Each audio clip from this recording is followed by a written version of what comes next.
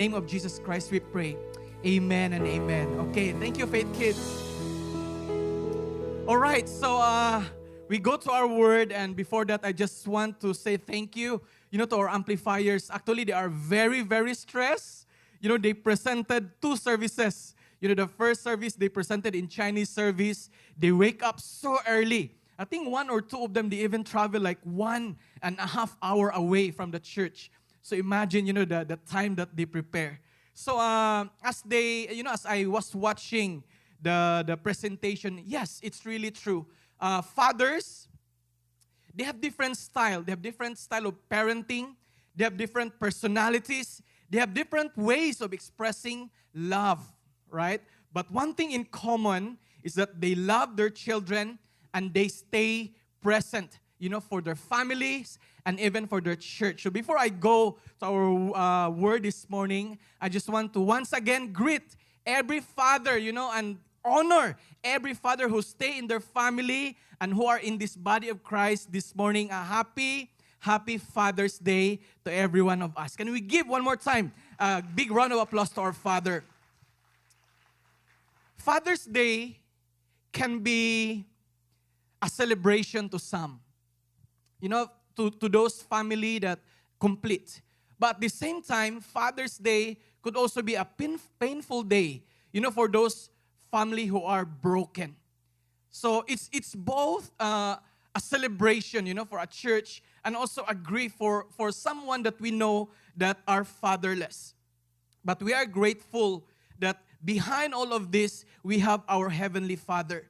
So the world today, we have this two lenses that we can see. The world shows us that fathers should be high-flying, like, oh, my father is a CEO. Okay, my father is a captain. Or, we have this image like great father are those fathers who accomplish, who achieve something great. I think it's good. Yes, it's good to have a father like that. But the Bible, the Word of God, goes beyond that. The Word of God encourages us that fathers, first and foremost, fathers are encouraged. God expects every father to be present to their family. Nothing can replace this covenant that as a father, yes, we provide a food, a provision for the family, for the table, but nothing can replace this very first responsibility that God gave to every father. We must be present for our family. Do you know that in Singapore, from 2020 to 2024, I did a short research. Survey says, like for the past 4 years, this is until 2024, single-parent household rises up to, you will be shocked, I'm personally shocked, 83,000. So 2024, just the span of 4 years in Singapore, there is this single parenthood in the household in Singapore which amounted to 83,000. This is how big, families in Singapore that are parentless, or single parenting. And then aside from this, yes, there are complete families, they have mother, they have father, but when you talk to their children, a lot of their children becoming rebellious. When you go to the news, the research, or even to the different institution, and then common denominator and common issue is that they are experiencing an absent parent. Absent parent. Why? Because we are so engaged with the trend of the world. We need to work. Last time, I don't know in Singapore, but last time in Philippines, father work and then mother stay at home and take care of the children. But as, globalization and the world grow, develop, there's an expectation like there's no divide. Both mother and father can work. It's good at some point, but at some point, there's some negative impact to the family. Wherever I go, it could be in Vietnam, it could be in the Philippines, there is this something that is going on within our houses. Something that's called, like absent parents. So this morning, I would love to introduce 3 fathers. Okay, so we will look through these 3 fathers from the scripture. We have Abraham, We have Jacob, and then we also have, I'm tempted to do Abraham, Isaac, and Jacob. But as I pray, I'm more interested in the life of Job. So I skip Isaac, so Abraham, Jacob, and Job. And we look beyond their ministry. You know, these great men of God, you know, they are very famous because they are our heroes of faith. We understand and we knew what they did, you know, as heroes of faith. But as we pause, you know, as we look beyond all this ministry that they were doing, we actually realize like they are very good family men. They are fathers who just want to journey together with their family. So their stories were written for all of us because life will test us through family conflict. I think there's no family here that doesn't experience family conflict. You know, I realized like actually the hardest problem that a society have to deal with is a problem in the family. In Philippines, there are like brothers and sisters, they are killing each other because of conflict. And when you try to resolve family conflict, it's very difficult because the moment that you sit with this side here, they said, you know, 1 year ago.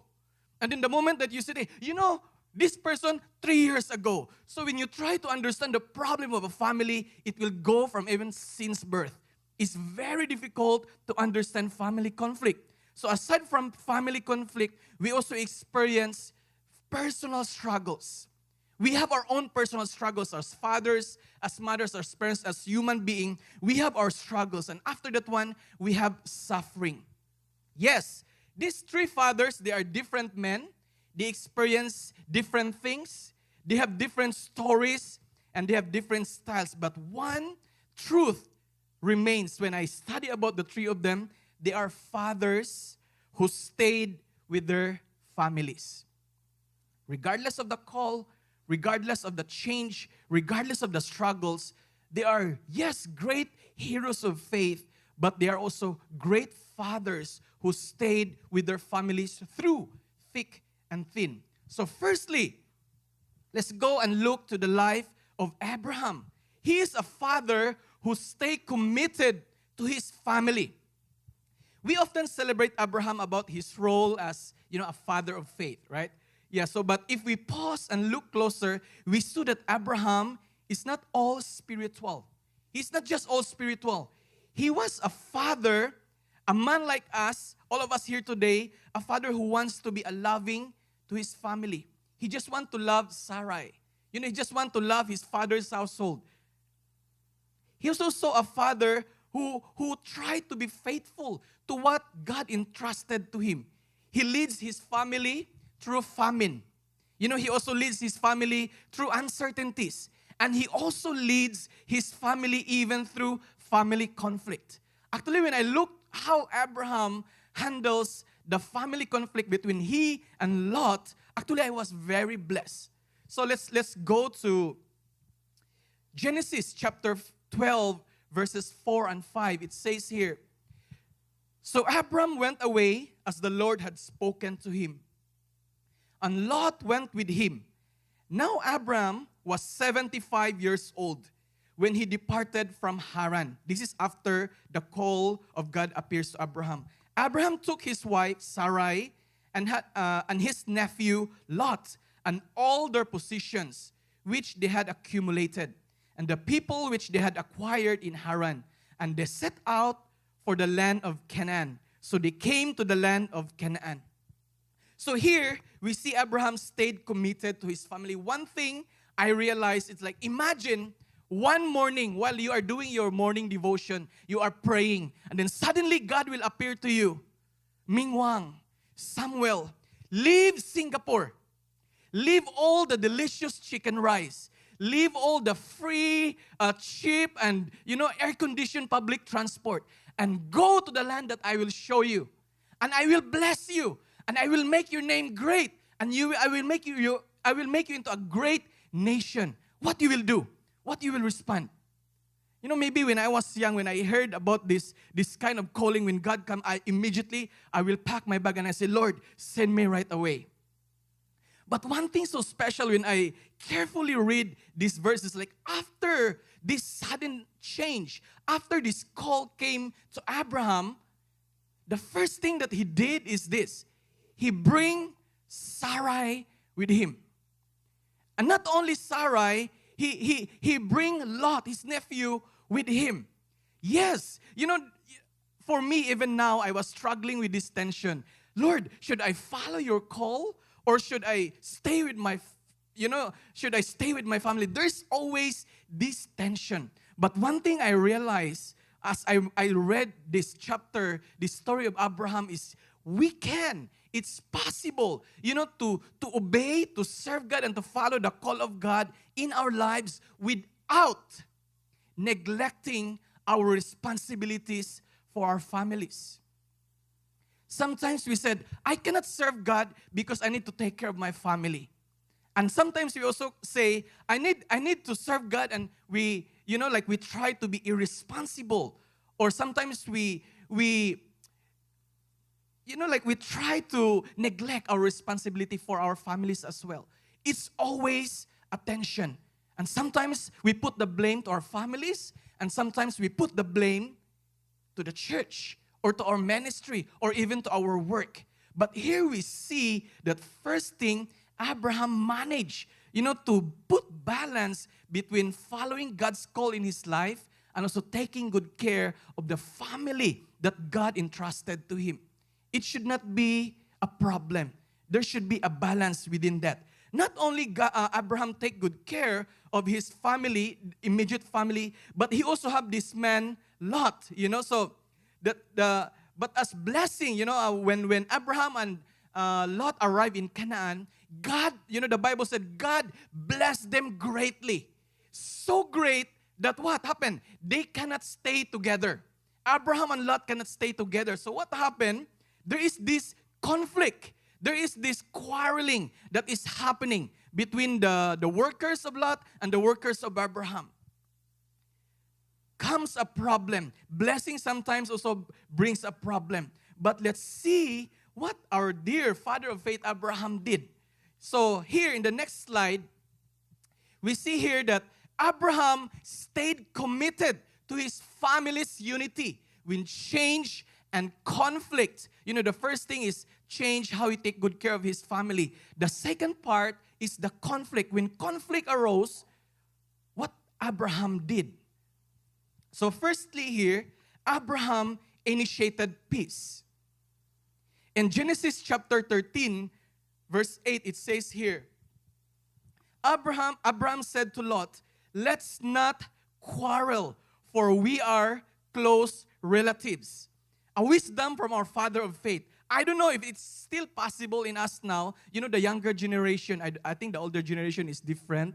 We can listen better. We can have a good way. But I realize the younger generation, they need to be on top. When there's quarreling, when there's argumentation, they need to be the right one. But here, something I learn and I love about Abraham is this. He listened and he initiated this peace. Lot, let's not quarrel because we are family. How many times we use this word to our siblings, to our spouse? Let's not quarrel because we are family. Actually, Abraham was the elder one and the one originally received the call from God. So actually, Abraham have all the rights, to choose first. But here, Abraham didn't think about the positions. God didn't think about the provision yet. His priorities, he was committed to work with Lot about peace and unity. Lot, let us not quarrel. One moment, I have this experience. Me and Irene, we had this experience in Vietnam. Our pastor gave us a project. And this project is a bit controversial because there's money involved. And then there's a partnership between me and another pastor. So as this project become attractive, it grow, it earn profit for the church, there are people that start to be jealous. They talk bad things about my pastor. They talk bad things about my team. And I was very disappointed. Irene was very disappointed. And then we are very ready to face this group of people head on. Let's argue. Let's talk about this. But before it happened, we received a call from my pastor there. a morning call. When we receive a morning call back in Vietnam, that one is very serious. So we are having breakfast. We share our story. At the end of everything, he held my hand. It was on the table. It was still very vivid. He looked me in my eyes and my face very closely. He said, Sherwin, please go to this group of people and ask sorry. Imagine you will receive this kind of request. Go to this group of people and ask sorry. It's very, very unacceptable for me and for Irene because we knew that they're the one who are spreading rumors. I tried to explain. He said, I know, but just go and ask sorry. For me, I even think like, what to ask sorry for? Personally, I didn't do anything wrong. But I said, go and ask sorry. So as we go, I went there and asked sorry. I realized like through this gesture, they realize that we are sincere. Not only me, my pastor, my team, we are sincere. How much we want this church to grow. And one thing that I remember from my pastor is he said this word, a shepherd cannot bite his sheep, but the sheep can bite their shepherd. It's still stuck in my brain until now. Like sometimes in our leadership, some people will really talk behind our back. Some people will really do something unreasonable, unacceptable. But I remember every time I experience this, he will always say, a shepherd cannot bite back their sheep, but the sheep can bite their shepherds. It's stuck in my mind. This is a lesson that I learned from Abraham. He didn't wait for peace to happen. Abraham initiated peace to happen. Sometimes this conflict in our families will be dragged longer and it becoming more painful and greater and more serious. Why? Because there are no people like Abraham that wants to initiate peace. Abraham, for him, what is most important is the relationship in the family. Lot, let's not quarrel. Second part here is we see Abraham gave way. So Abraham said, Lot, if you choose left, then I go to the right. If you choose right, I will go to the left. So here, the next part here is we didn't just see, how to say, Abraham like trying to make peace or initiate peace, but he gave favor. What kind of father he is? He gave favor, to his nephew. You choose left, I go right. You choose right, I go left. Abraham assured, when I was looking to his life, he was assured not from the provision from God, but he was assured from the God who gives the provision. Lastly, Abraham stayed connected. Abraham absorbed financial loss. Financial loss. When Lot chose this piece of land that is near the Sodom, it's fertile. There's a lot of things that they can enjoy there. Abraham left with a place that doesn't have much. He absorbed this financial loss. But it doesn't matter. In fact, when we try to look to the Bible, we actually learn that as they separate, Abraham still in touch with Lot. When Abraham heard that Lot was kidnapped, Abraham, he gathered his men and they tried to rescue him. This is a love from a father. This is a love from a father. The next slide, it says here, Abraham chose relationship over his rights. And because of that, he left not only an inheritance of land, but an inheritance of peace. Just a very practical illustration because we are talking about father's family here. Let me talk about different couples. We have different dynamics. Some couples, when they argue, when they fight, it's very loud. The neighbors will hear it. They will hear the voices will fly away. They will hear the place crashing. But when me and Irene will fight, oh, it's quieter than sleeping. We will become very quiet. And sometimes it becomes even more scarier. So Irene, when we will fight, she will never say a word. I will stay in my bedroom. And I'm waiting for her to start messaging me because I felt like she's the one who did something wrong. Nothing. It's not because she's bad. She's just like a quiet type of person. So she will always be quiet. And then for me, how to initiate peace, how to initiate something. So I realized every man, we also have pride, right? Like we don't love to start the conversation. We don't love to start this, to initiate this peace. So I realized like one of the things that I became a pattern for me is like, after we fight for 2 to 3 days, I will start cleaning toilets. I punish myself, you know that one. I will start cleaning toilet. When I still don't see a changes in her face, I will start washing the laundry, the clothes. When I still don't see a smile on her face, I will start folding things, and then I will start looking to her. Then the mouth, the lips will start to have smiles. So different. In our family, we are carrying tension sometimes inside. In our homes, there are unresolved arguments. It happens. There are things like that. Maybe there are, like husband and wives, there's misunderstanding between parents and children. Some of us, most of the time, we try to wait for the person to initiate first. But what we learned this morning is Abraham, he didn't wait for anyone to initiate this, peace. He started it himself. He teaches us something different. If peace matters, if our family matters, you take the first step. We take the first step. So maybe this week, we start to send message. When there's problem, we send a message first. Like sometimes another way sometimes because we cannot see eye to eye first. So I will let her go first, and then during lunchtime I will say, what do you eat for lunch? Okay, so we have this kind of thing. So we try, as we grow older and we experience different things, we figure out things how to work in our family. Sometimes we start conversation. So Abraham, in conclusion, Abraham stayed committed to keep the peace in the family by initiating peace, giving way sometimes, which I think very difficult, and also even more, sometimes we do sacrifices. This is the lessons that we learn from Abraham.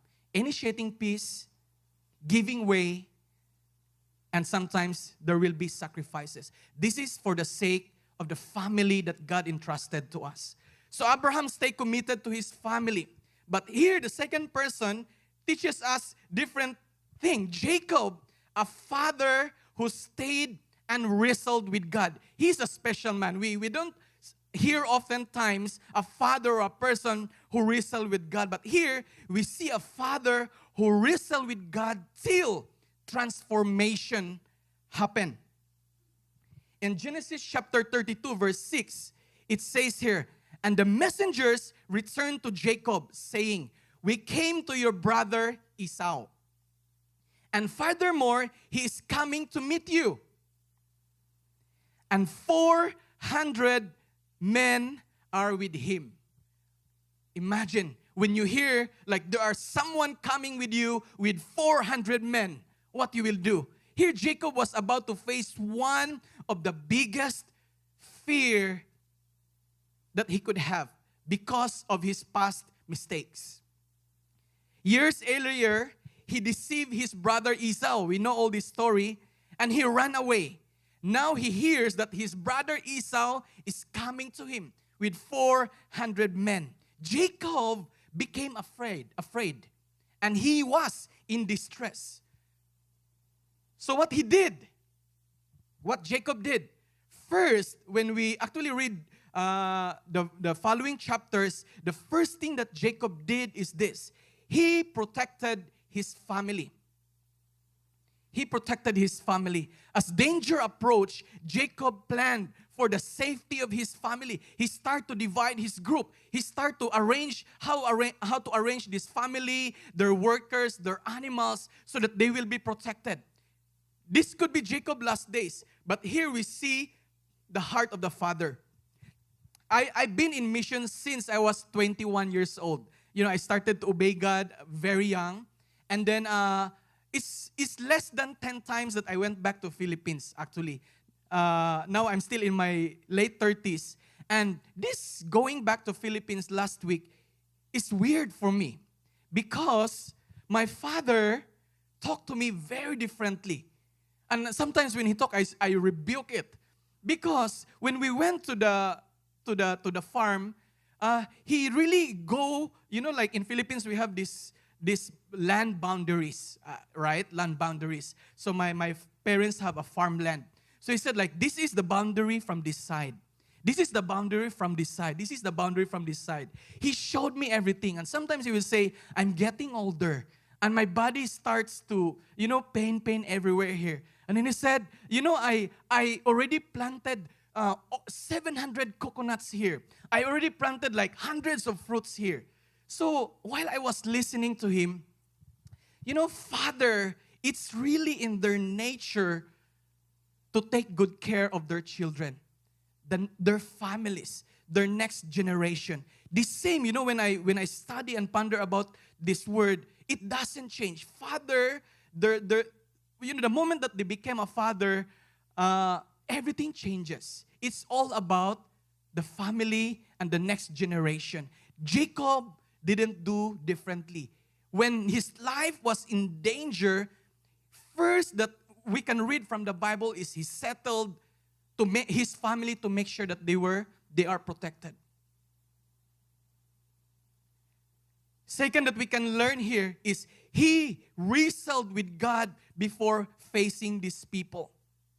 In Genesis chapter 32, verses 24 to 26, it says here, Jacob stayed alone with God and said, I will not let you go unless you bless me.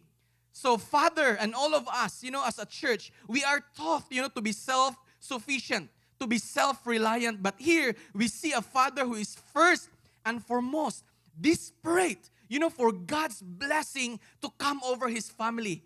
Lord, I will not get out from this room. Actually this place, he called it Peniel, the place where he wrestled with God. He met God face to face. I will not get out from this room until you will bless me. How often we see fathers like this. When our family is in trouble, when our family is not doing very well in relationship, our future, our finances, fathers that will just kneel down early in the morning or late in the evening and will just cry, will just wrestle with God. And Lord, I will not get out from this place until there will be transformation that will happen, not to his family, but to him first. One of the clear, we all have spiritual fathers. Today we celebrate fathers. One of my spiritual fathers that I really cannot forget about him is not about the words or the lessons that he taught me, but it's about the image that I saw, the voices that I heard, not for me.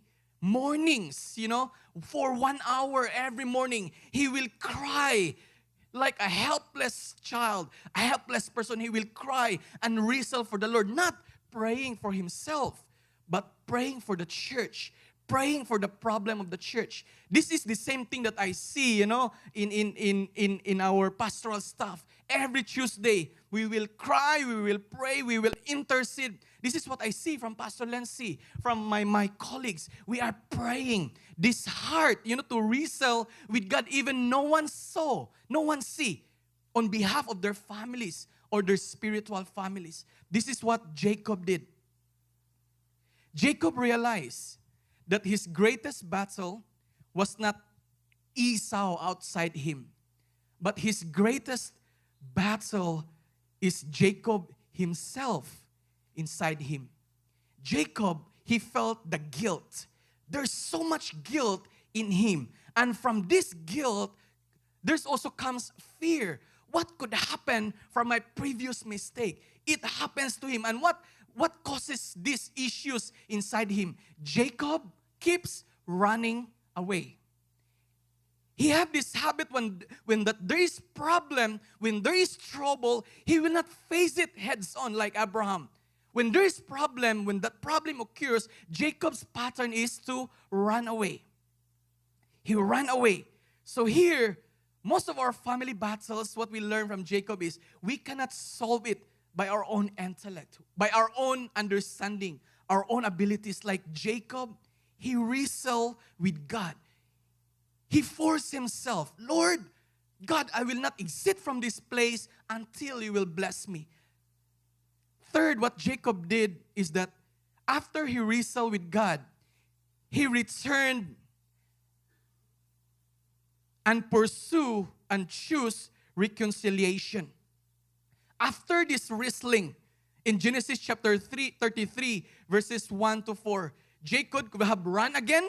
He could run again after this wrestling with God, but this time, he stayed. Jacob stayed. No more running back, no more running away. He walked back and faced Esau with humility. When you read in verse 33, chapter 33, verse 3, Jacob, as he approached Esau, he bowed down. How many times? 7 times until he will reach Esau. And one of the most beautiful thing that we can see from this story is that as Esau saw his brother coming to him, bowing down in humility 7 times. When we try to read about what the implication or the meaning of these 7 times in the old time, is a total humility, a total surrender. And then here is Jacob is doing the same thing towards Esau. What Esau did in verse 4? Esau did not say, "You, what you did to me." Esau immediately ran to Jacob. He hugged his brother. Come back. He kissed his brother. They wept. Here we see 2 things. The first thing that we can see is the enemy loves to steal the love in our families. The joy that God wants to bless in our family. To kill and destroy. But God, as always, God the Father always wants to unite our family. To bring this love in our family. Esau didn't say any word. Esau immediately hugged and welcomed his brother. Sometimes, when we look our problem externally, we are clueless what to do. The issue was too long. It connects, it goes to different direction.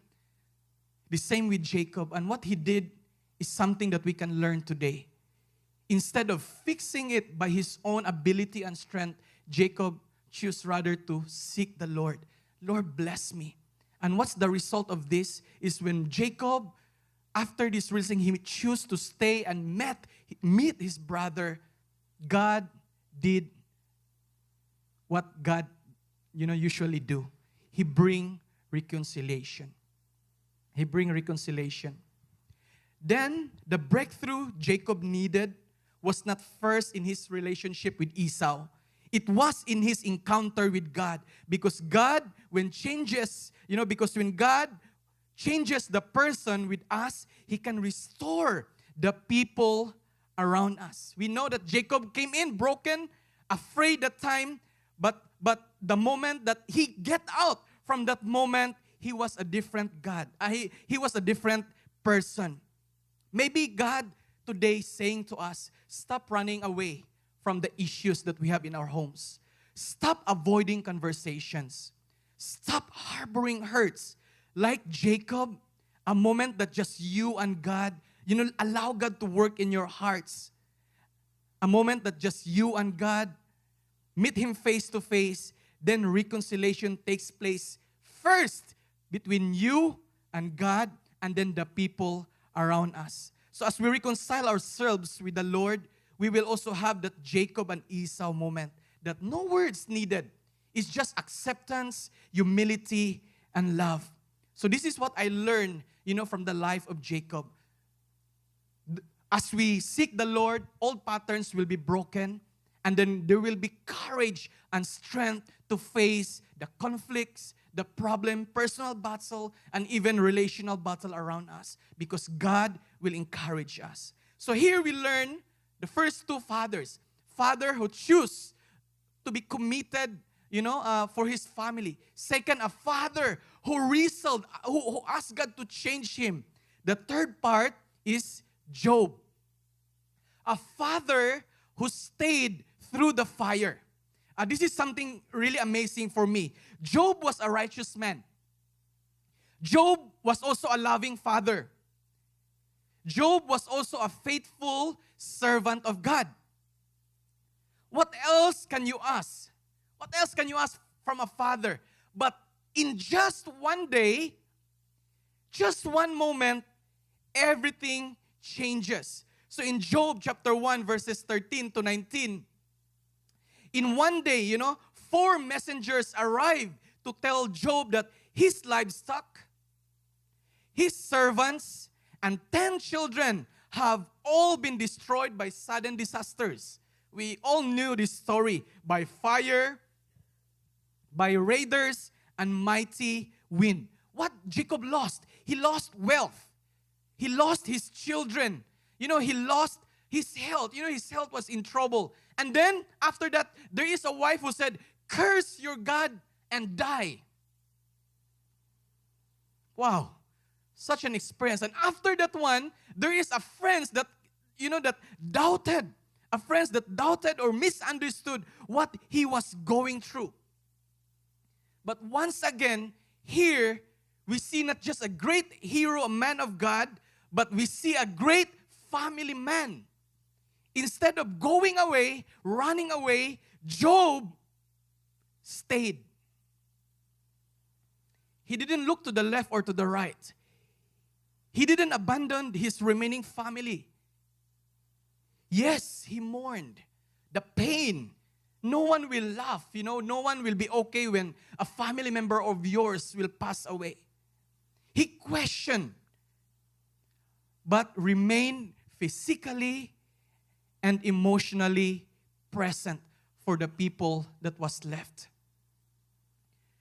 What I see from Job is this unshakable presence. Regardless of the pain, the tragedy, the sufferings, the hurts, Job's presence, if you read the Bible, he remained even in one place. From dust I come, from dust I will go. He remained. He was so sure that he will remain there, unshakable presence. As we observe this story, Satan is very intentional. Please be very careful. First, Satan attacked the children of Job. Satan is trying to strip away Job's presence as a father. We are talking about staying here, presence. Satan's first attack is he wants to strip away this leadership role as a father from Job. Second, the wife, curse God and die.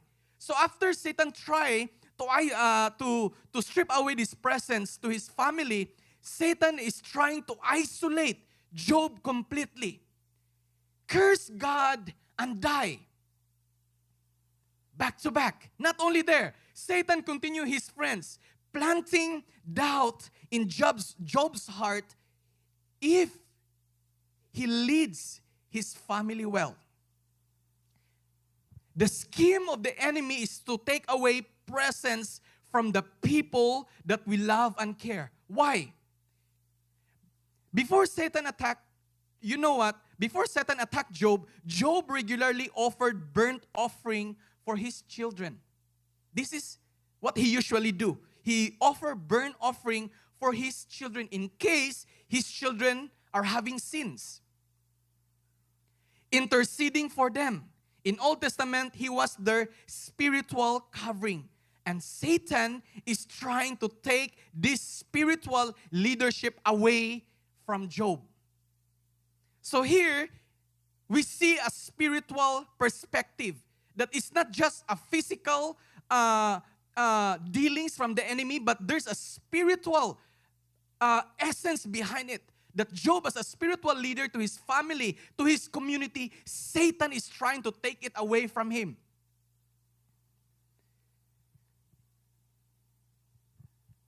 I have this last story, very personal, since we are talking a personal thing.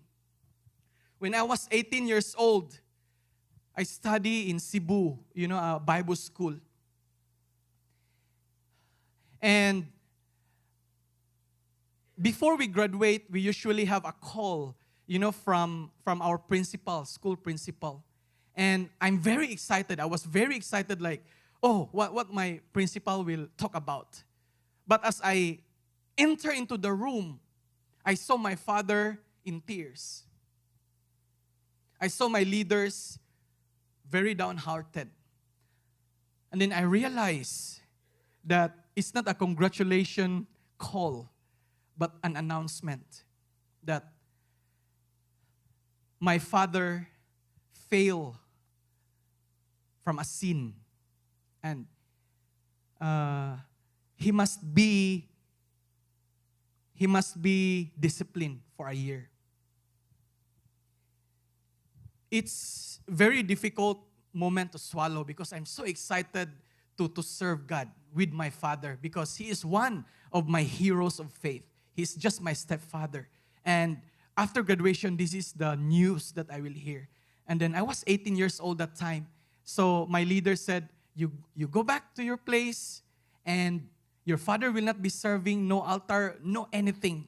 And you and your classmate Henry, we are both 18 years old, you will run the church. You will lead a cell group, you will lead a prayer meeting, the worship. We are both at 18 years old. That's ministry. But when I go back home, I cannot draw the picture, the pain, the hurt from the face of my mom. For over a year, it's almost everyday fighting. Almost everyday fighting. My mother will fight my dad. My siblings will be in a mess. And then I'm also in a mess. There are times like I cannot read the Bible. Doubts arises. It's very painful. The church struggles. The church struggles badly. Really badly. And I don't know what to do. Later part of that 1 year disciplinary action, my father started to do a prayer and fasting. So there is this break, emotional break and physical break. We cannot see him, we cannot hear him, we cannot feel him. In this moment, I also start to feel this feeling that I don't want my father to go away. I don't want my father to experience this struggle. I saw how much he wants to serve God. As a son, I lost my first father. Yeah, so I'm very fearful to lose my next stepfather. Right? That context. And here Satan is trying to strip away that presence of a father from a family. So as my father go for a prayer and fasting, hoping that God will give him a second chance, I look to my mom, I feel angry why my dad do that. But when I look to my dad, I also feel like, Lord, please, do not take away my stepfather from us. We need him. We miss that kind of protection that he give to the family. We miss that kind of love that a father can give differently from a mother. And this is the story that I see through the life of Job. Unshakable presence. In our families, we will go through, we will go through beautiful times. But there are also the time that we will go through, very difficult times.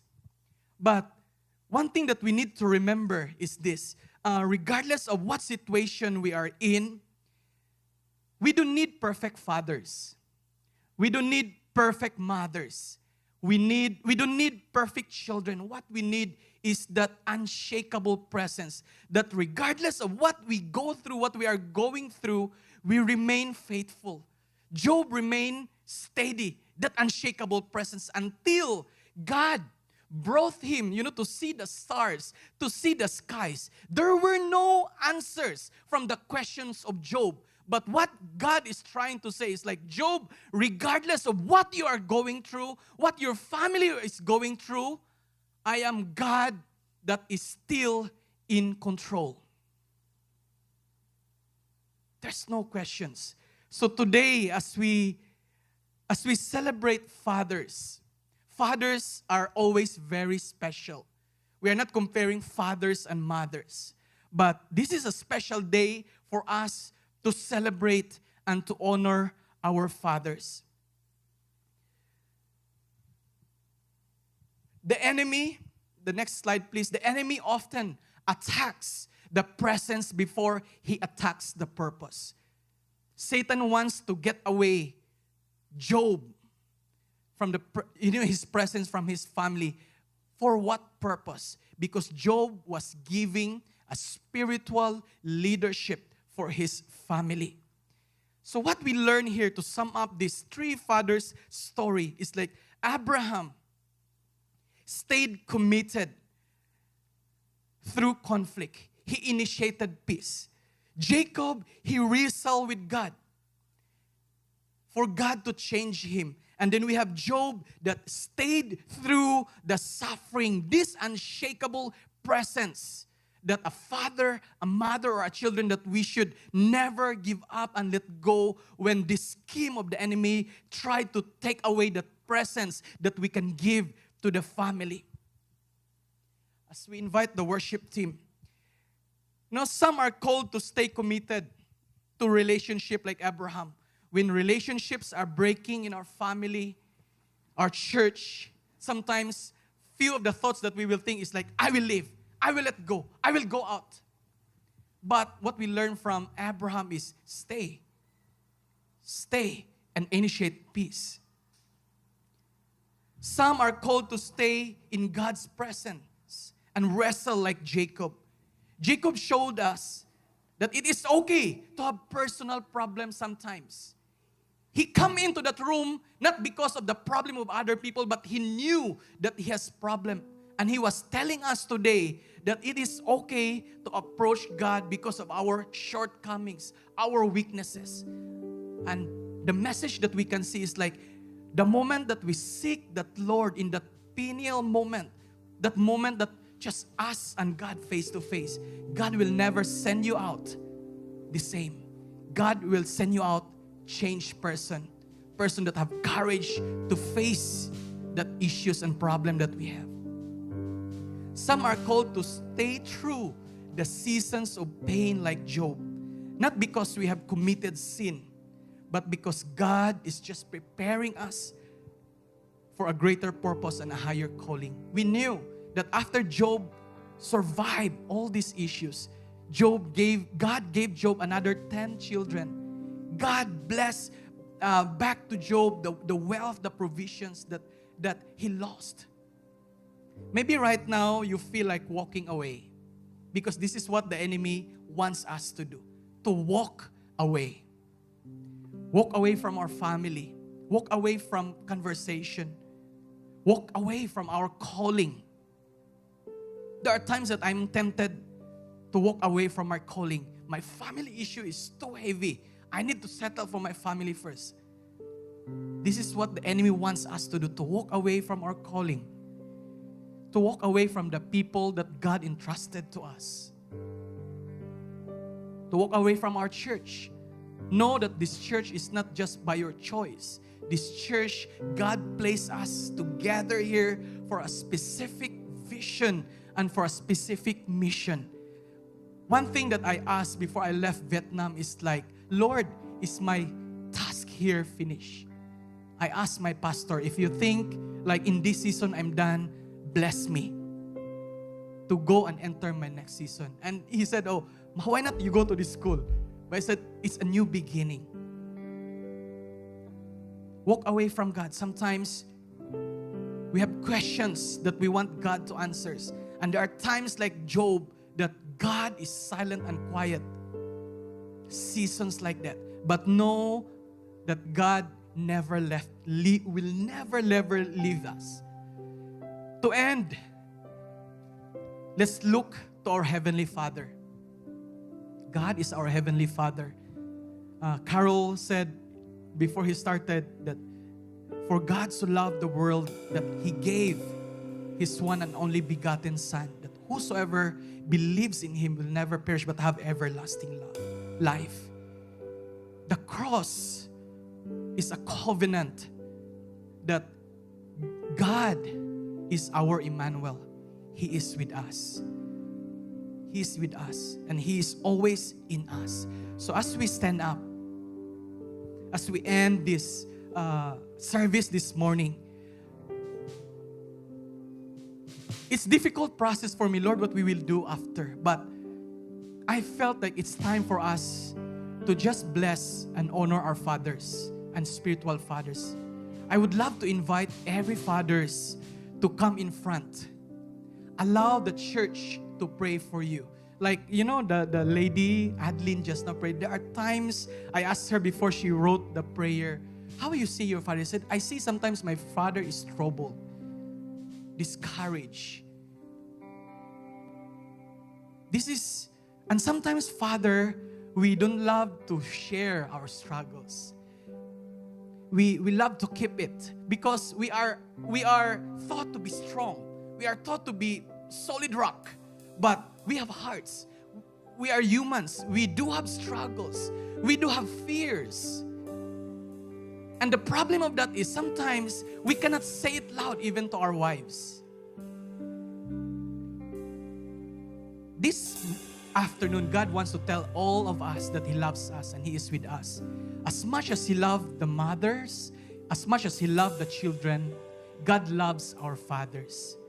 And the love of God will be manifested through the families and through our brothers and sisters. So why not we invite all the fathers to come in front and allow us to pray for you as Carol lead us with a song. So fathers, come and allow us to pray for you and minister